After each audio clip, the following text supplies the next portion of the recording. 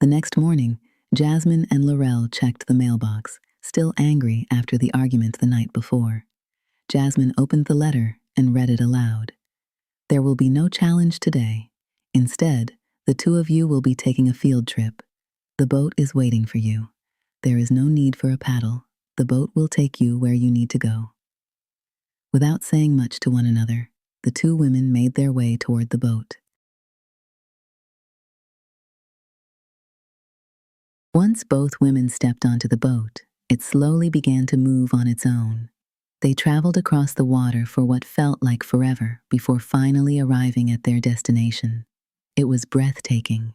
Giant tropical flowers glowed with vibrant colors, lighting the landscape around them. As they explored, they came across a cave unlike anything they had seen before. Carved above the entrance were their names, Jasmine and Laurel.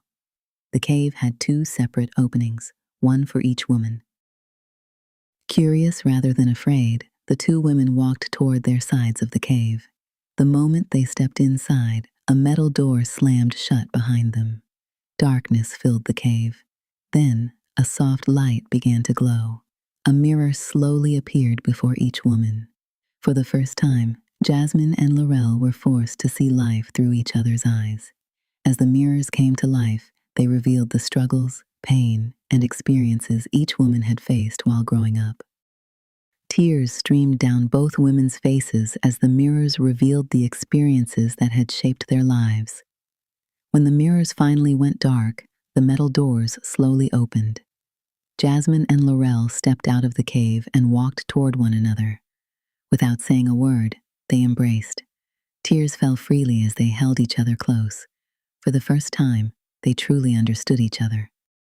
From her office, Zena watched with a smile. For the first time, Jasmine and Laurel truly understood each other. Now, Zena knew they were ready for tomorrow's challenge. An envelope drifted down from the sky and landed on the ground in front of them. Laurel picked it up and opened it. "Your field trip for today has come to an end. You may now return to the boat."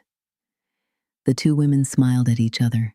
Then, side by side, they made their way back toward the boat. When Jasmine and Laurel returned to the cabin, they were surprised to find that the usual feast was nowhere in sight. Instead, a note sat on the table. "Today's lesson is simple. You cook together." The two women looked at each other and laughed. Then they headed into the kitchen to figure out what they were going to make. As they cooked, they laughed and shared stories. For the first time since arriving on the island, they truly enjoyed each other's company. The walls between them were finally beginning to come down. Once they finished cooking, they sat down and enjoyed the meal together. They laughed, talked, and shared stories late into the evening. For the first time, the cabin felt less like a challenge and more like a home. Later that night, Jasmine and Laurel climbed into their beds with smiles on their faces.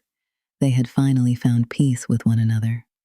As they drifted off to sleep, both women felt excited to see what challenge tomorrow would bring.